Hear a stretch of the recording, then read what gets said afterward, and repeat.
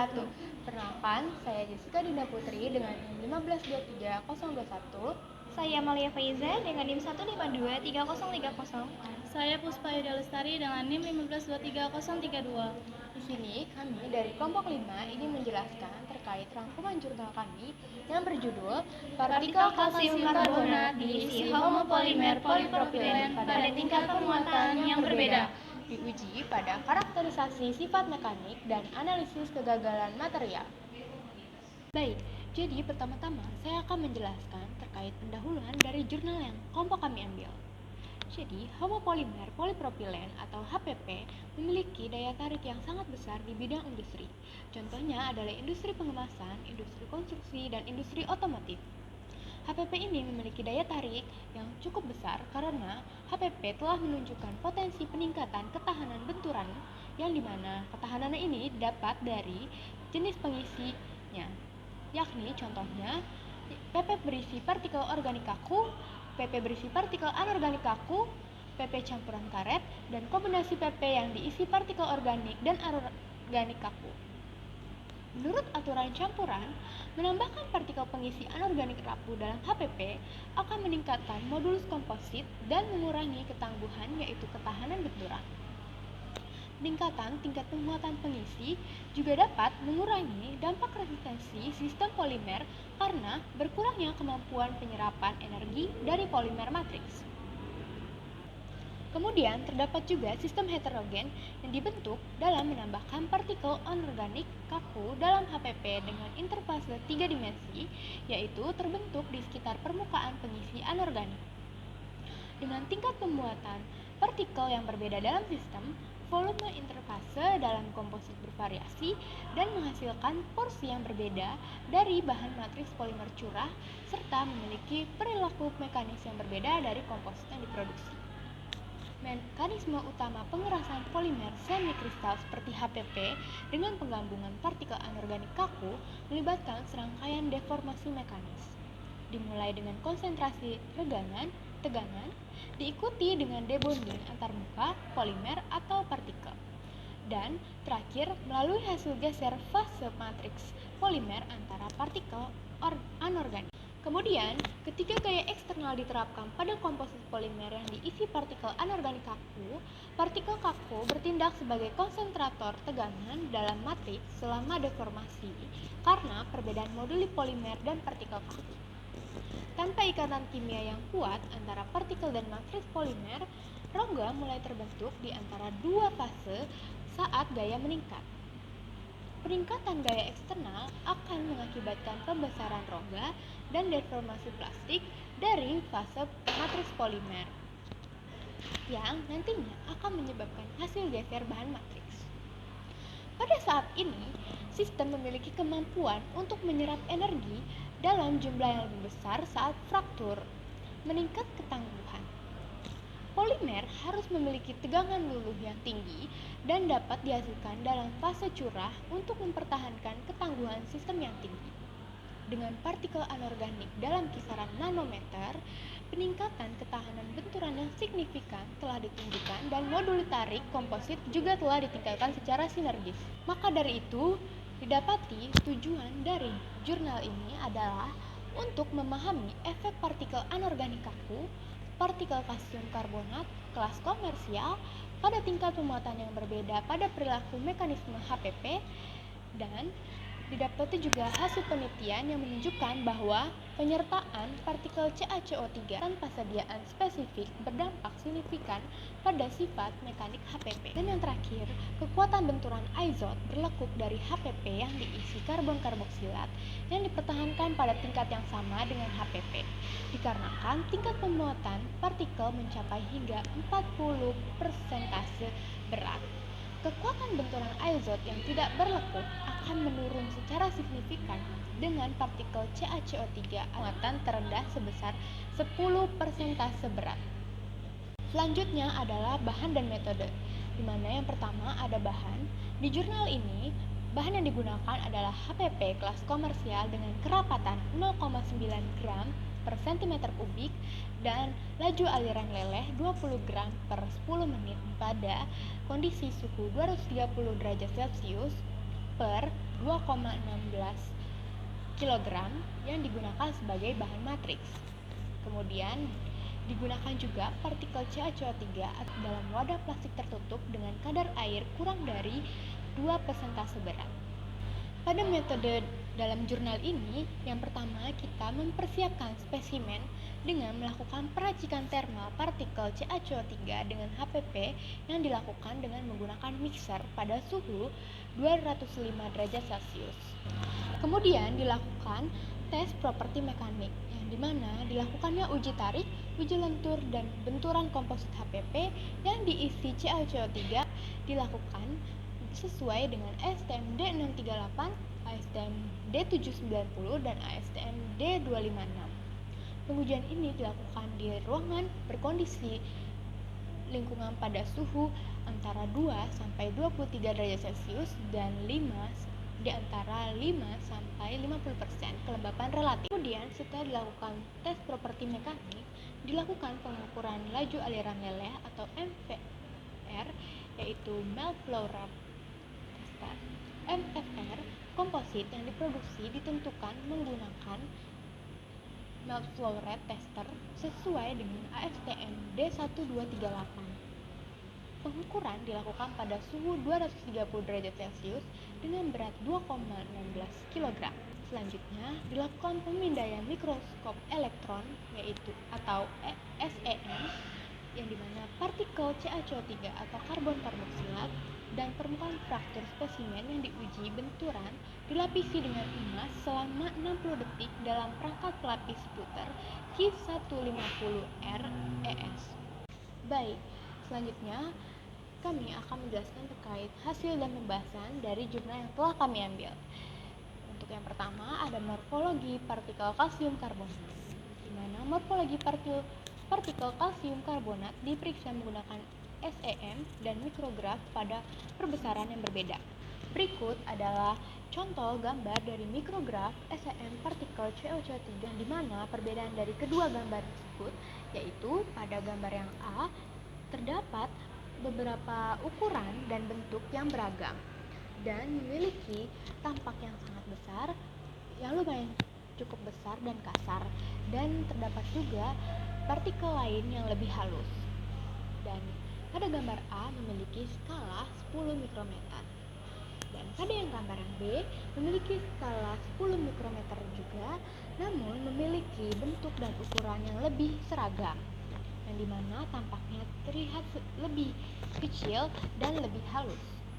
Selanjutnya yang kedua, hasil dari sifat tarik dan lentur dari CaCO3 partikel yang diisi oleh HPP dapat dilihat pada dua grafik berikut, di mana pada grafik yang pertama sumbu X menunjukkan persentase CaCO3 yang dimasukkan ke dalam material, dan pada sumbu Y menjelaskan yaitu modulus elastisitas tariknya. Dan didapati kesimpulan bahwa pada 0% CaCO3 material memiliki kekuatan tarik dan MOE yang tertinggi. Namun saat kandungan CaCO3 meningkat hingga 50%, baik kekuatan tarik maupun modulus elastisitas menurun secara bertahap. Artinya, penambahan kalsium karbonat dalam material ini mengurangi kekuatan dan kekakuan tariknya. Lalu selanjutnya pada grafik yang kedua, pada sumbu X menjelaskan terkait persentase CaCO3 yang dimasukkan ke dalam material, dan pada sumbu Y menjelaskan terkait regangan dalam persen, yaitu sejauh mana material dapat meregang sebelum mengalami deformasi permanen atau gagal. Maka pada 0% CaCO3, material memiliki regangan tertinggi dan menunjukkan bahwa material lebih elastis tanpa penambahan filler. Lalu dengan peningkatan kadar CaCO3 hingga 50%, regangan menurun secara signifikan, yang dimana menunjukkan bahwa material menjadi lebih rapuh atau kurang mampu menahan deformasi besar sebelum patah. Dan dihasilkan juga gambar representasi skematik dari komposit HPP pil CaCO3, yang dimana terdapat 4 gambar, yaitu ada gambar A, gambar B, gambar C, dan gambar D. yang mana pada gambar A ini menunjukkan keadaan awal dari objek dengan distribusi gaya internal yang relatif seragam dan tanpa gaya eksternal yang bekerja. Lalu pada gambar yang B sudah mulai diberikan tekanan secara seragam dari atas dan bawah yang menyebabkan objek terdeformasi dengan menyebarkan gaya ke arah dalam di kedua area yang terlihat. Lalu, pada yang gambar yang C, tekanan semakin meningkat yang menyebabkan deformasi lebih lanjut dan dua area terlihat semakin terkompresi ke dalam. Dan pada gambar yang terakhir, selain kompresi dari atas dan bawah, terdapat juga gaya tambahan yang bekerja secara lateral atau memanjang di sepanjang sisi objek yang menciptakan gaya tarik atau dorong yang lebih kompleks. Yang dimana di situ pada gambar D diperlihatkan dari garis yang merah. Oke, baik, selanjutnya adalah pembahasan mengenai satu set kurva tegangan renggangan yang representatif untuk komposit. Dalam hubungan ini, modulus elastisitas ditarik meningkat secara linear dengan tingkat pemuatan partikel yang memverifikasi teori yang disusun di atas sebelumnya. Ketika beban tarik eksternal yang lebih besar terus diterapkan pada spesimen pengujian, deformasi plastis dan sistem HPP mendominasi proses deformasi dengan meningkatnya renggangan dan deformasi komposit melewati zona elastis. Partikel kalsium karbonat yang kaku tidak mengalami deformasi plastis dalam kasus ini. Pada tahap ini, kemiringan kurva tegangan renggangan mulai menurun hingga titik luluh komposit tercapai. Pada titik luluh komposit terjadi pecahnya matriks plastis dan kekuatan tarik diperoleh. Selama rentang deformasi plastis, tegangan tarik tambahan diterapkan pada fase polimer dalam arah melintang spesimen oleh partikel kalsium karbonat. Tegangan-tegangan ini merupakan tegangan reaksi terhadap tegangan yang diberikan oleh partikel kalsium karbonat. Oleh karena itu, luluh dan pecahnya fasa polimer dicapai dengan kombinasi beban, tegangan eksternal, dan tegangan-tegangan reaksi dari partikel kalsium karbonat. Tepi tajam kalsium karbonat juga berperan dalam menghasilkan komposit di bawah beban tarik. Pada titik luluh, tegangan tarik dihitung dengan membagi gaya eksternal dengan luas penampang spesimen dan gaya hanya dibebankan pada fase polimer karena ada pemisahan total antara fase polimer dan partikel kalsium karbonat. Singkatnya, sifat tarik partikel kalsium karbonat yang mengisi HPP berubah secara linear dengan tingkat pemuatan partikel. Oke, baik, selanjutnya adalah penjelasan mengenai grafik sifat luntur komposit HPP dan HPP yang diisi oleh kalsium karbonat. Poinnya itu sifat dampak partikel kalsium karbonat yang diisi oleh HPP. Kekuatan impak izot yang diuji dengan lekuk dan tanpa takik untuk semua komposit ditunjukkan pada tabel tersebut. Kekuatan impak bertakik dan tanpa takik untuk HPP murni adalah 1,6 dan 50,3 kJ per meter persegi. Untuk uji impact bertakik, kekuatan impact untuk komposit dengan tingkat muatan partikel kalsium karbonat 10, 20, 30, 40, dan 50 Wt% adalah 1,62, 1,75, 1,81, 1,76, dan 1,32 kJ per meter persegi. Analisis statistik menunjukkan bahwa kekuatan impak komposit dengan tingkat muatan partikel kalsium karbonat 10, 30, 20, dan 40 Wt% tidak berbeda dengan signifikan dibandingkan dengan HPP murni. Pada pembebanan 50 Wt%, kekuatan impact berlekuk 1,32 kJ kJ per meter persegi secara signifikan lebih rendah 20% daripada HPP murni yang 1,66 kJ per meter. Untuk uji impak tanpa lekuk, komposit yang mengandung partikel kaku memiliki kekuatan impak yang jauh lebih rendah dan kekuatan impak pada tingkat pembebanan 10, 20, 30, 40, dan 50 Wt% adalah 30,1, 24,5, 27,3, 20,1, 5,67 kJ per meter yang masing-masing 40, 51, 46, dan 60 dan 89% lebih rendah daripada HPP murni. Deformasi spesimen selama uji lentur sangat kompleks, menggabungkan tegangan pada permukaan bawah spesimen dan kompresi pada permukaan atas. Pada rentang tingkat pemuatan partikel 10, 20, 30 Wt%, kekuatan kompresi meningkat pada permukaan atas. Secara bersamaan, tegangan yang dibutuhkan permukaan bawah untuk mencapai ragangan 5% meningkat, yang menghasilkan peningkatan kekuatan lentur komposit.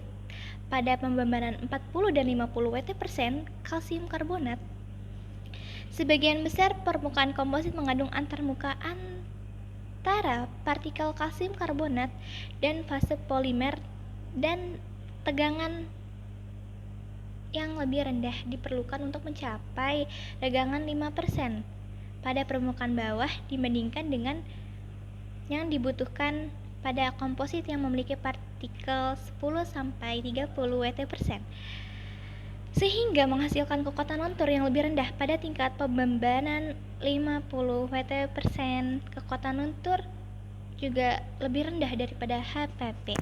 Baik, selanjutnya adalah penjelasan mengenai demonstrasi skema kegagalan spesimen pada uji tumbukan azot berlekuk A sampai C dan uji tumbukan azot tak berlekuk.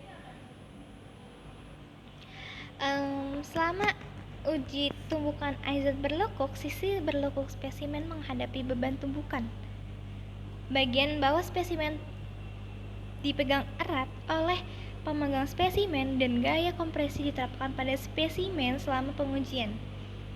Pada gambar 7 yang A. Ketika palu menyentuh spesimen, beban tumbukan besar diterapkan dengan kuat tekanan pada ujung takik.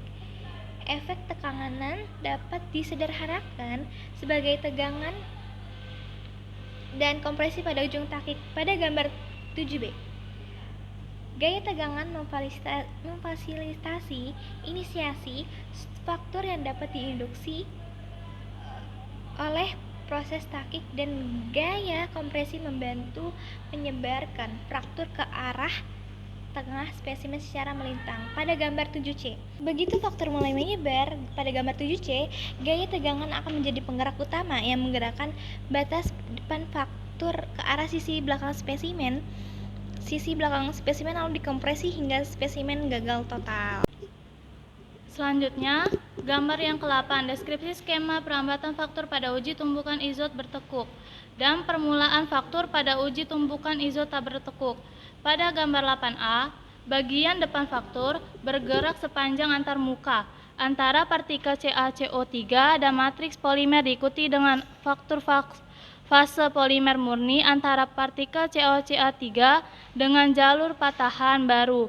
Ini permukaan patahan yang jauh lebih besar diciptakan untuk CaCO3 partikel terisi HPP jika dibandingkan dengan HPP murni. Untuk gambar selanjutnya 8B, untuk komposit dengan paparan partikel kaku dan permukaan titik inisiasi faktor dimulai pada antarmuka antara partikel kaku dan fase polimer karena ikatan yang relatif lemah antara dua permukaan yang tidak kompatibel. Selanjutnya untuk gambar yang ke-9 yaitu mikrograf CMHPP A dan B 30 persentase berat, CaCO3 HPP terisi C dan D, dan 40% berat CaCO3, HPP terisi E dan F. Permukaan faktor yang berbeda dapat ditunjukkan oleh pengamatan mikrograf SEM pada gambar 9 dan permukaan faktor yang jauh lebih kasar diamati untuk sampel HPP yang diisi CaCO3. Secara bersamaan pemisahan antara partikel dan HPP dapat diidentifikasi dengan mudah. Dan ini dapat memverifikasi bahwa pekerjaan yang digunakan untuk memisahkan partikel CaCO3 dari HPP lebih rendah daripada yang digunakan untuk pemisahan HPP. Selanjutnya, untuk gambar yang 10, yaitu perbandingan permukaan pertahanan untuk spesimen setelah uji impak berlekuk dan tak berlekuk. A dan B. Spesimen uji impak berlekuk tak berlekuk untuk HPP yang diisi oleh 30 persentase berat CaCO3, C dan D. Spesimen uji impak berlekuk tak berlekuk untuk HPP yang diisi dengan 50 persentase berat CaCO3. Permukaan faktor spesimen setelah diuji impak tampak takik, diamati jauh lebih kasar daripada setelah diuji impak bertakik. Permukaan faktor HPP yang diisi dengan partikel CaCO3 30 dan 50 persentase berat setelah uji impak berlekuk dan tak berlekuk ditunjukkan pada gambar 10. Permukaan yang relatif kasar menunjukkan bahwa lebih banyak permukaan yang terbentuk selama uji impak tak berlekuk, dan lebih banyak energi yang diperlukan untuk sifat permukaan yang sama untuk komposit yang sama. Energi besar menghasilkan kekuatan impak yang lebih tinggi yang dihitung dengan membagi energi menggunakan luas penampang spesimen. Inilah salah satu alasan mengapa kekuatan impak tidak berlekuk jauh lebih besar daripada kekuatan impak berlekuk. Selanjutnya, gambar 11 yaitu MFR, HPP, dan CaCO3 partikel yang terisi HPP, huruf A, B, C, dan D, menunjukkan kadar signifikan dalam analisis statistik nilai dengan huruf yang berbeda, menunjukkan perbedaan yang signifikan. Ketika tingkat pemuatan partikel CaCO3 meningkat dari 40 menjadi 50 persentase berat, MFR tetap pada tingkat yang sama. Pada tingkat pemuatan 40 persentase berat, aliran fase polimer terutama dibatasi oleh partikel CaCO3 dan pengaruh partikel CaCO3 pada aliran lelehan mendominasi perilaku komposit. Data MFR dan simpangan baku semua komposit ditunjukkan pada gambar 11. Analisis statik data MFR juga ditunjukkan pada gambar 11. MFR HPP setelah percampuran dan penggilingan adalah 14,7 gram per 10 menit. Penambahan 10 persentase berat partikel CaCO3 dalam komposit tidak mengubah MFR secara signifikan. Dengan 20, 30, 40, dan 50 persentase berat, partikel CaCO3 MFR komposit menurun secara signifikan menjadi 13,2, 12,0, 10,5, dan 10,3 gram per 10 menit berturut-turut. Oke, baik. Jadi, dari hasil dan pembahasan yang telah kami sampaikan tadi, didapatkan kesimpulan bahwa hasil menunjukkan bahwa kekuatan tarik menurun secara signifikan dengan peningkatan tingkat pembebanan partikel CaCO3, sedangkan modulus tarik dan lentur meningkat secara signifikan dengan peningkatan pembebanan pengisi. Kekuatan tarik komposit terutama ditentukan oleh kekuatan luluh fase polimer dalam komposit, dan kekuatan tarik komposit menurun secara linear dengan penggantian fase polimer dalam hubungan linear menggunakan 10, 20, 30, 40, 50 persentase berat partikel CaCO3. Tegangan tarik pada titik leleh juga menurun secara linear seiring dengan peningkatan tingkat pemuatan partikel CaCO3. Sekian penjelasan rangkuman jurnal dari kelompok kami. Kurang lebihnya mohon maaf. Wassalamualaikum warahmatullahi wabarakatuh.